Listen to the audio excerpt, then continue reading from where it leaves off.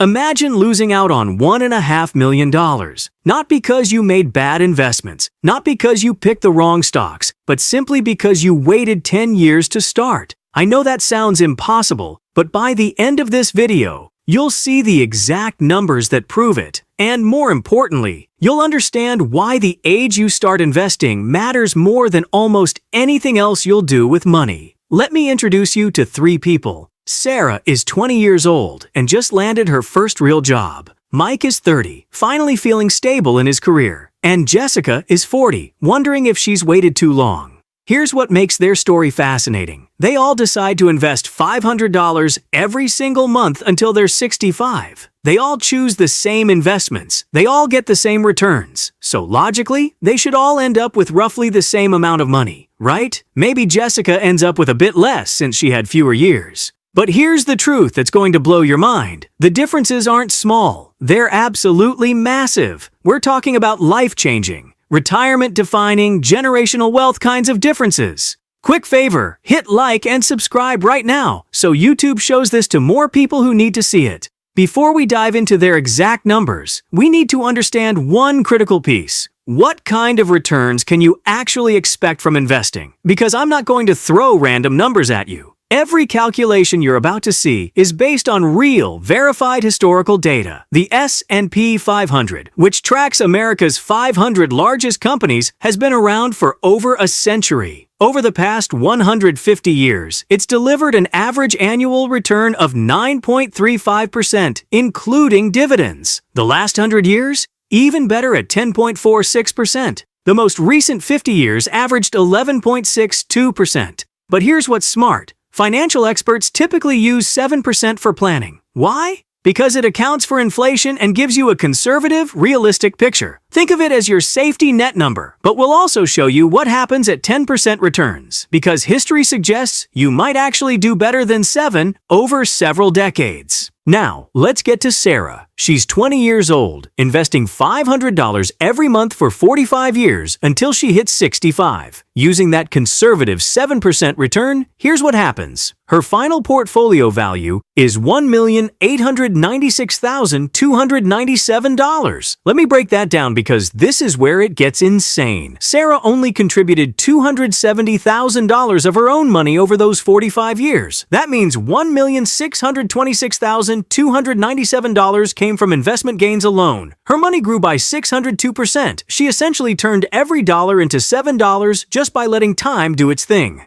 Now let's look at Mike. He starts at 30, invests that same $500 monthly for 35 years. His final number is $900,527. Now that might sound pretty good until you realize what he lost. Compared to Sarah, Mike ends up with $995,770 less. That's 52.5% less wealth. He missed out on nearly $1 million simply because he started 10 years later. And remember, he contributed $210,000 of his own money, so he actually put in only $60,000 less than Sarah, but ended up with almost $1 million less in final wealth. Then there's Jessica starting at 40, same $500 monthly, investing for 25 years. Her total at 65 is $405,036. She contributed $150,000 and gained $255,000 in growth. But here's the gut punch. Compared to Sarah, Jessica has $1,491,261 less.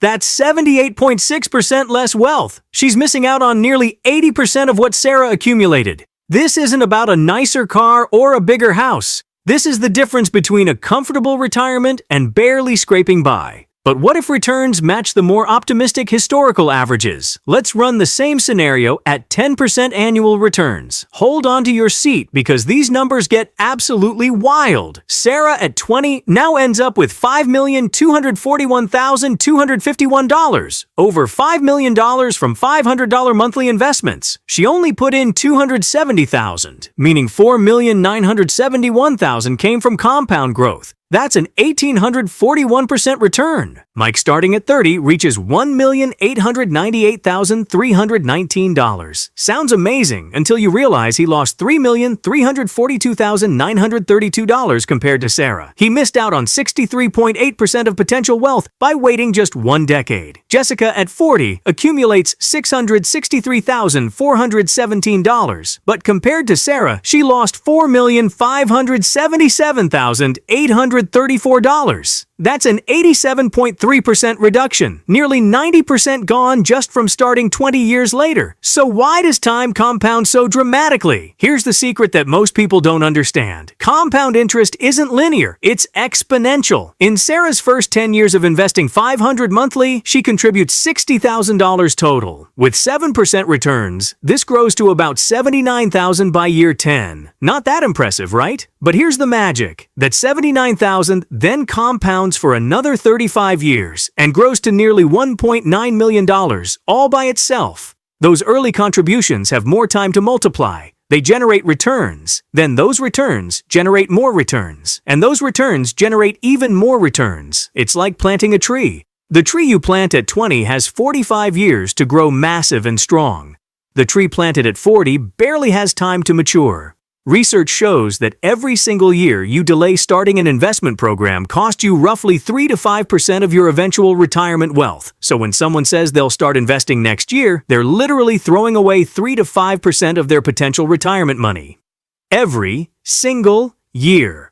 Now let's make this even more realistic. Most people's salaries increase over their careers, so let's say you start with $300 monthly and increase it by 5% every year as your income grows. Sarah, starting at 20 with this approach, ends up with $2,358,162 by retirement. That's 107% more than if she kept contributions flat. Mike, starting at 30, reaches $999,098 with increasing contributions. Jessica, at 40, gets to $390,134. Even with salary growth factored in, Sarah still ends up with $1,368,064 more than Mike. The early start advantage doesn't just persist, it dominates. And this isn't just theory. Real generational data backs this up. Gen Z investors are starting at an average age of 23. Millennials started at 27. Gen X waited until 31. Baby boomers didn't begin until 33. Here's what's fascinating. 71% of millennial millionaires started investing before age 30, with an average start age of just 23. That early action, combined with 40-plus years of consistent contributions, explains much of their wealth accumulation. Younger generations who understand this advantage are allocating 27% of their income to investments compared to 22% for boomers. But what do these numbers actually mean for your life? Let's translate portfolio values into retirement income.